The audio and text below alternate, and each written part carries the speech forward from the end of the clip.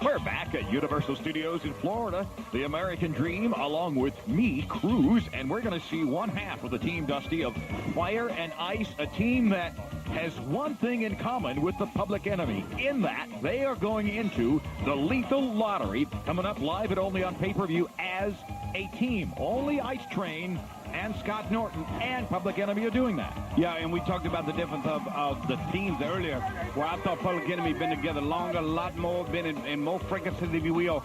New team of Ice Train and Scott Norton, Fire and Ice, getting together, and I still say that Public Enemy holding the key to the Lethal Lottery.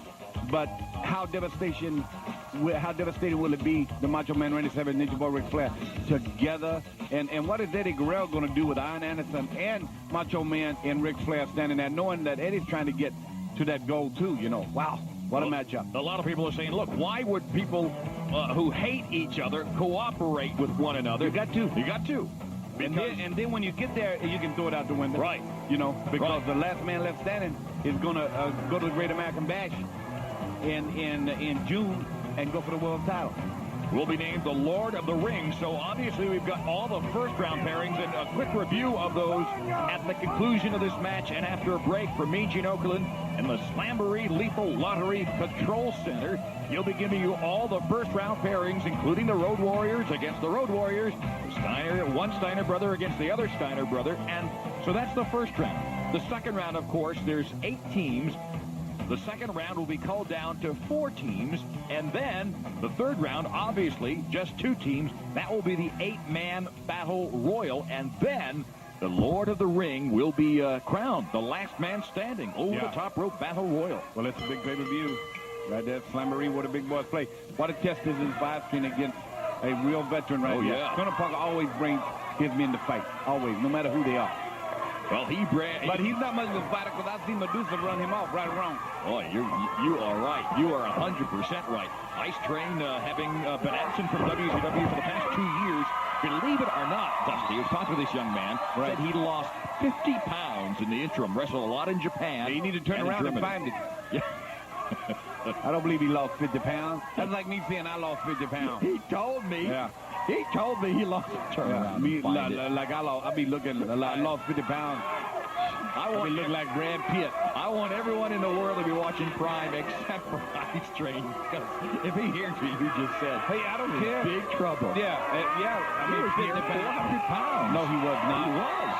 He was huge. Well, he's got a lot of power. He sure does the full Nelson. How much he weigh now? Well, he said he dropped from about 380 to 325, 330. Well, he's just a trim little dude, ain't he? I didn't mean it that way. When I retired, I dropped myself. He's a great guy, really. Weight-wise. A real joy to talk to, and you can tell he is intent on learning the craft of professional wrestling. He makes a good partner for Scott Norton. When you take an analyze and look at the situation, Scott Norton is a powerful man. He's been around a little bit longer. Scott brings that steady deal, but what Ice Train brings is enthusiasm, excitement, and wanting to get it done and wanting to beat somebody. And he's got a little charismatic thing about him. You know what I mean? And you got to see the other way. And being charismatic, makes him colorful. Yep. Are you training him? You are training Ice Train. No, I'm not. I'm trying to find out where his 50 pounds went. You already said. Don't try to get out of that. I tell you what, he's just dancing on, Colonel Parker, not real happy with the situation he got going here. Not real happy.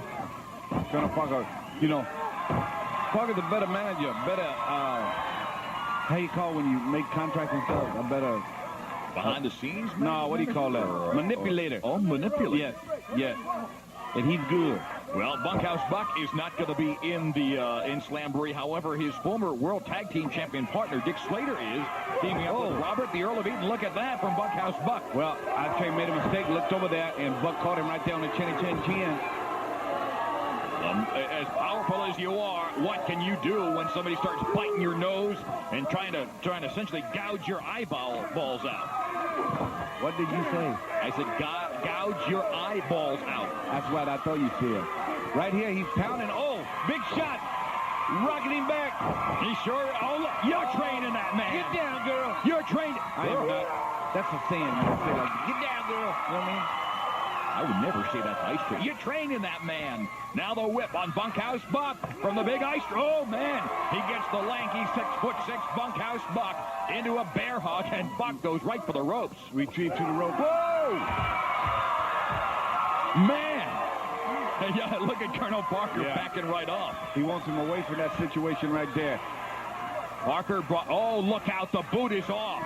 He brought Bunkhouse Buck and Dirty Dick Slater all the way to the championship, the World Tag Team Championship. Look at that. He's going to nail him with the boot. Oh, you hear that shot? Some Mac. Cover him. He's got 1, 2, and 3. A duck from Ice Train, and he, I don't want to say floats over, he moves over. Yes. With the lateral press and gets the 1, 2, 3 on Bunkhouse Buck. Great move there. Oh, Nelly. He got him on right there. Got to make Scott Norton happy. Fine eye. A little bit later in the hour, in fact, we're going to see Scott Norton in action as they head into Slamboree, the Lethal Lottery, and more about Slamboree in a moment from Mean Gene.